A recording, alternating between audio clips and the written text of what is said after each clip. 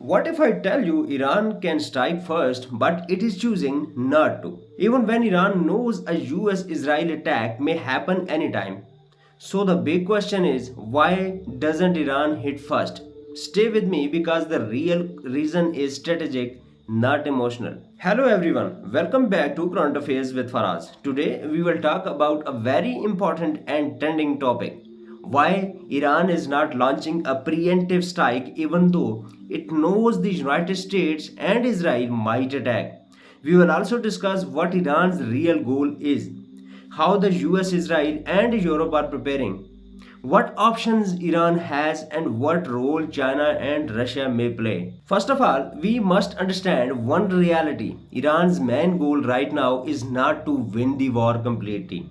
Iran's main goal is to make the war extremely expensive for its enemies. If Iran cannot defeat them directly, it will try to make sure the enemy pays a very heavy price. Many people ask, if attack is coming anyway, why doesn't Iran do a preemptive strike right now? Some believe Iran has a small window where US bases in the Gulf region are not fully ready. Missile defense systems may not be 100% active and Iran could hit important targets quickly. It sounds logical. But the truth is clear. A preemptive strike would be Iran's biggest strategic mistake. A country only attacks first when it is sure the first strike will damage the enemy so badly that the enemy cannot respond properly. Now ask yourself, honestly, can Iran destroy US aircraft carriers and Israeli air power too strongly that America and Israel cannot fight back? The simple answer is no. If Iran attacks first, it will lose the moral advantage because the world will say Iran started the war. It will also lose support from neutral countries.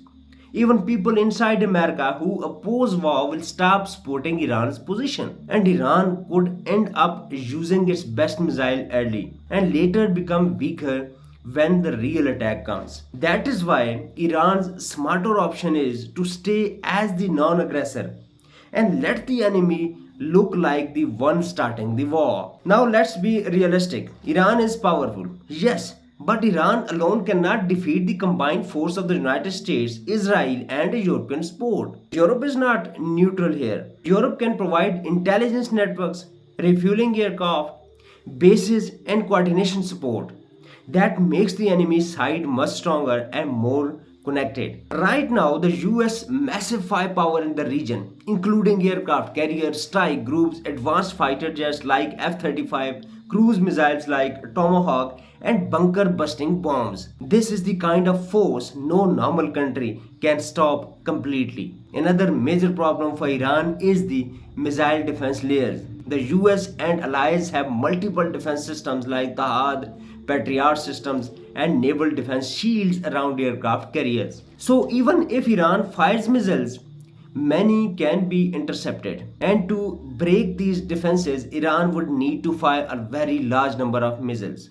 But if Iran uses everything in one wave, then later it becomes empty, and that is dangerous. Some people say Iran should block the Strait of Hormuz. Yes, Iran can create trouble there. But the biggest damage will hit Asian countries too. Not only the US and Israel, a lot of global oil trade passes through that area. So, Iran must think carefully because blocking the strait could create more enemies for Iran instead of only pressuring its main rivals. So, what can Iran do? Iran's better strategy is to delay the war as much as possible through diplomacy, talks, and political pressure. The longer the US keeps fleets and forces in war position, the more it costs. Keeping large naval forces on high alert costs millions of dollars on daily basis.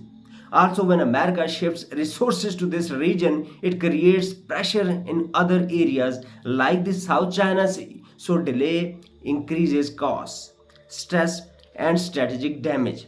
If America attacks Iran, then faces a key decision about timing. Iran can respond late, saving its best weapons for the perfect moment. But the danger is that the perfect moment may never come.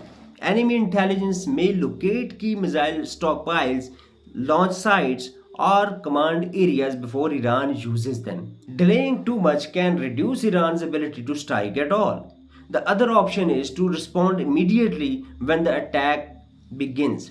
That is risky because defenses will be active, but war conditions can also create confusion. It becomes harder to attack everything perfectly, and some high value targets could still be damaged even if Iran cannot stop the war. It can still make the enemy pay a heavy price. Another important point is that the US and Israel have learned from past mistakes. Previously, they had coordination but not full joint execution in the best way.